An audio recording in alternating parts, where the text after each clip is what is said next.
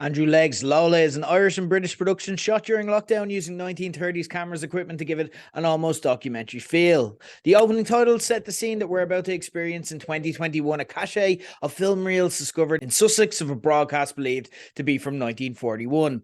In the footage, we meet sisters Thomasina and Martha, two relatives unknown actors, and Emma Appleton and Stephanie Martini, which really adds to the credibility of the found footage element, who in 1938 invented a machine called Lola.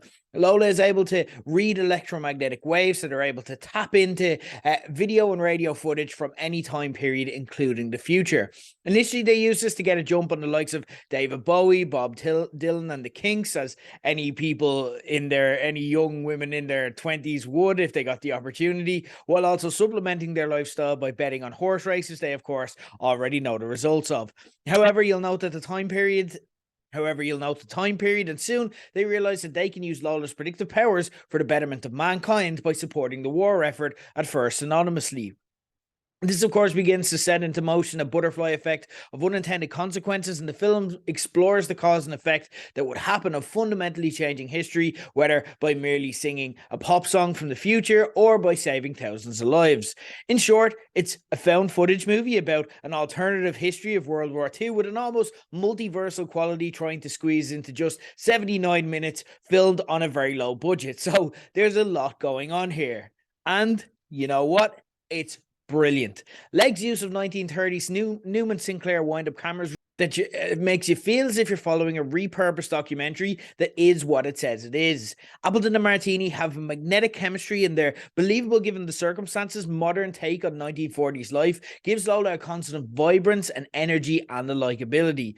What I love most is how the movie delves deep but believably into the what would happen element of it all. Sometimes multiverse or alternative history movies can either lack imagination, they can go too far, or they can default towards schmaltz. You think of, for example, Marvel multiverse entries recently like Doctor Strange or Ant-Man, and we see these alternative worlds are pretty much as it is, except for you'll get like small changes like square pizzas, or you'll get like, different types of cultures, but they talk exactly as humans talk because there's no imagination there. Whereas in the Magnificent Everything Everywhere All at Once, we go completely in the opposite direction, and it's about how random they can make it, such as hot dogs for fingers and so on.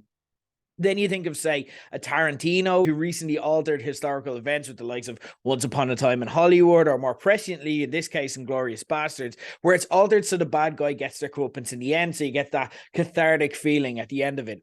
None of that is the case here. In Lola, what results from being able to warn off people about Nazi attacks ahead of time feels like exactly what would happen should that actually arise.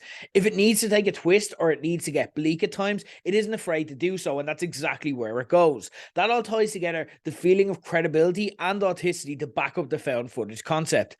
Did I mention, by the way, it's just 79 minutes. Take a bow, editor Colin Campbell, most noted previously for his work with The Young Offenders, who delivers a movie where there is quite literally not 1 second wasted, where the story is told fully and it doesn't leave your afternoon absolutely demolished. When you see this and think of how much ground they covered in hindsight, it's absolutely astounding that they got it done in that time.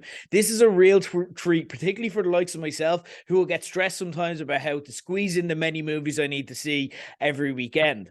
My only mild critique, and it is a mild one that holds it back from being considered an absolute all-timer for me, is that it didn't fully immerse me emotionally. It functions extremely well as a concept on a face level that I connected to so much on that base level without having that emotional resonance in the characters, because when I'm watching it half as if it's an actual historical text, because that's how it presents it, and it presents itself so well, while also half just admiring how good of a job they're doing.